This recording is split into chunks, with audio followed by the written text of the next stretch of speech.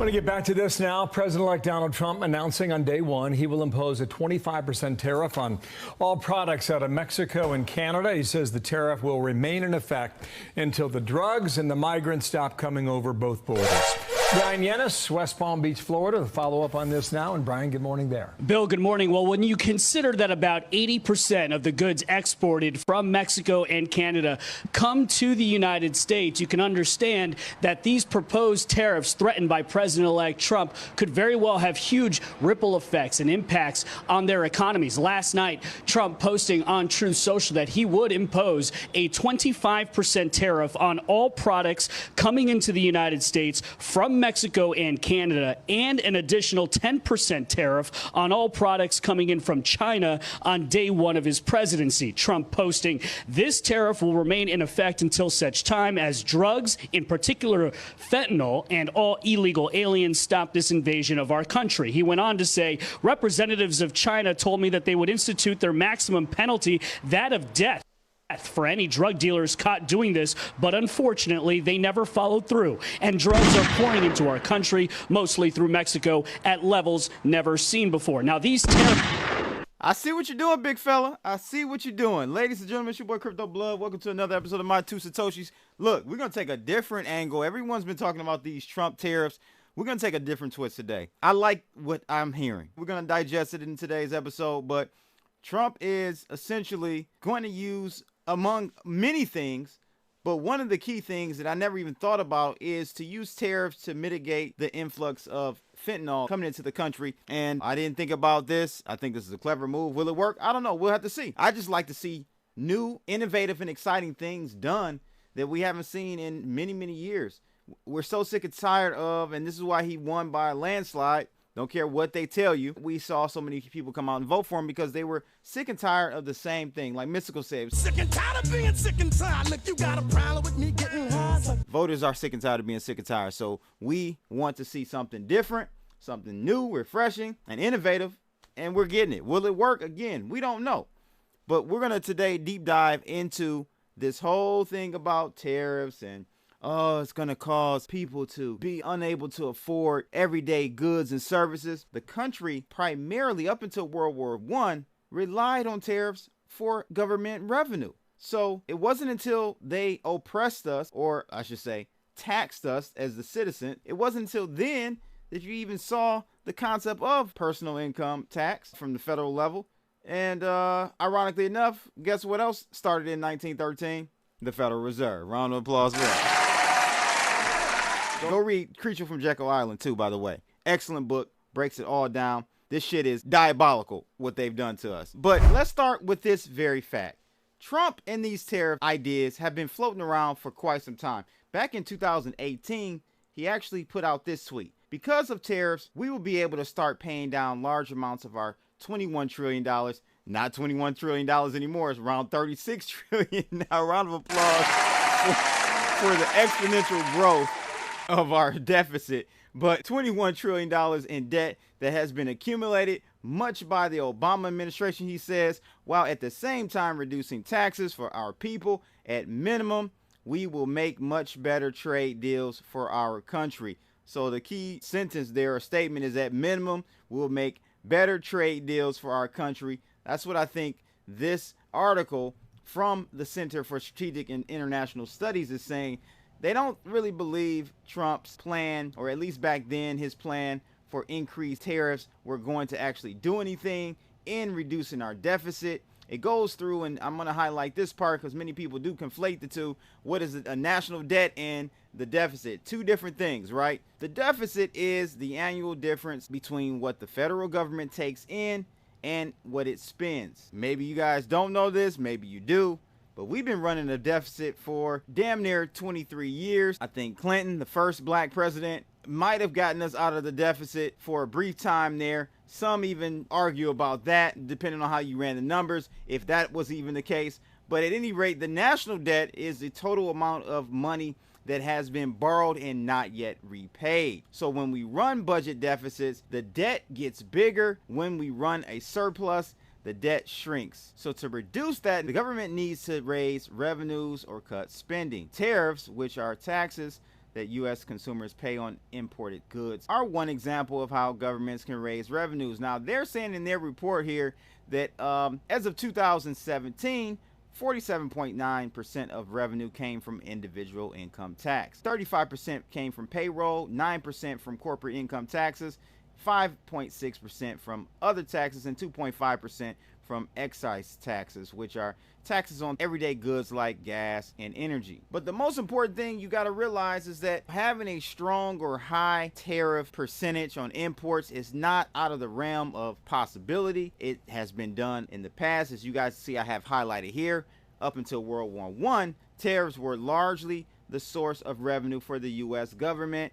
And it wasn't until 1913 with the 16th Amendment established that Congress had the right to impose federal income taxes. Again, it doesn't say this in this article, but ironically enough, the same year we had the creation of the Federal Reserve. There is some connection there. Not going to deep dive into that in this episode, but I just wanted to give you some background on what the current numbers are in regards to tariffs and how it breaks down. It's really low on the totem pole, so there is some room for us to bump that up a little bit. Is it going to remedy and completely fix everything that's going on in our deficit? Not at all. That's just Trump giving his little salesman's pitch. But far too long, I think, we've been allowing these countries to essentially get away with murder and tax us out the ass when we try to sell stuff to them.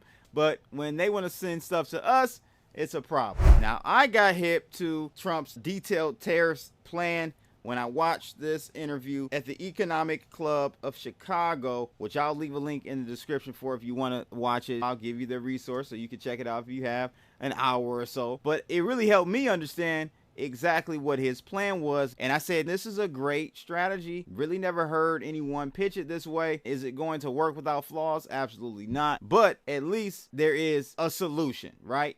We haven't heard a solution for reducing our deficit in many years, anything reliable. Every time we have a debt ceiling, we just pass a bill to increase it, and nothing has been actually done to fix that situation. And so the interesting thing that I have to just point out in this whole tariffs thing is that he's actually coming out the gate really going hard at Canada and Mexico. Canada and Mexico depend on us. They export 80% of their goods to the US. So they don't have really a strong leg to stand on when it comes to negotiating. We've got the upper hand. We know Trump is the king of negotiating a deal, right? The art of the deal. He's going at them first, setting the tone for maybe what he'll do to China. But you guys let me know if I'm wrong with this assumption. He's really using these tariffs as a threat, not as a plan to be implemented. It's more of a threat to get these guys in order. He's basically telling the new president of Mexico, get your shit in order, or I'm gonna hit you with these tariffs. Stop the flow of fentanyl. And she's coming back saying the fentanyl is not coming from our country.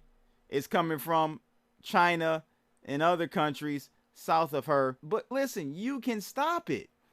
It's not about where it comes from. It's coming in from your country. So you need to take that responsibility and stop it and slow it down. He's putting the pressure on her.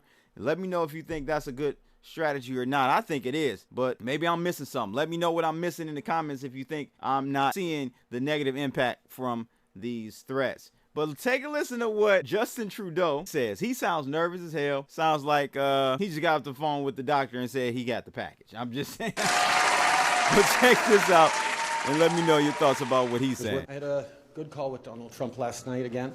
We obviously talked about laying out the facts, talking about how the intense and effective connections between our two countries flow back and forth. We talked about some of the challenges that we can work on together. It was a good call, laying out the facts, moving forward in constructive ways. This is a relationship that we know takes a certain amount of working on, and that's what we'll do. One of the really important things is that we be all pulling together on this. The Team Canada approach is what works. That's where, putting aside partisanship, that's where I reached out immediately to Doug Ford to agree with him that we would have a First Ministers meeting this week to talk about the United States, talked with François Legault and some other premiers as well. There's work to do, but we know how to do it. Hey, there ain't no, listen, it's get down or lay down. It's state property up in this joint. You know what I'm saying? Ain't no figuring out what you're going to bring to the table. No, 80% of your exports are going to our country. Brother, it's get down or lay down.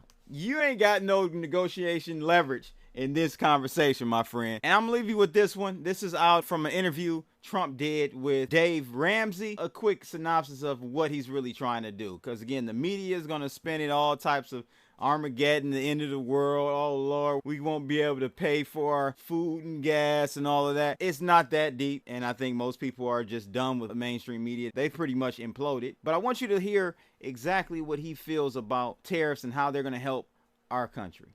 The word tariff to me is a very beautiful word because it can save our country, truly.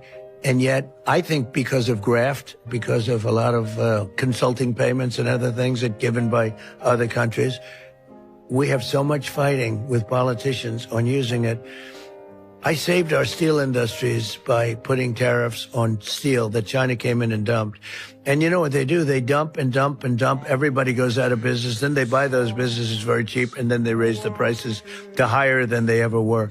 That's one of the many benefits that they have if they want to do it. But by putting tariffs on, as an example, in the furniture business in North Carolina, it was so vibrant, and they stole our business. And they charge us, if you wanted to build a furniture place, if you want to sell your furniture in China, they won't take it. But if you want to build a plant in China to make furniture in China using their labor, they open it. We're doing the same thing. Exactly.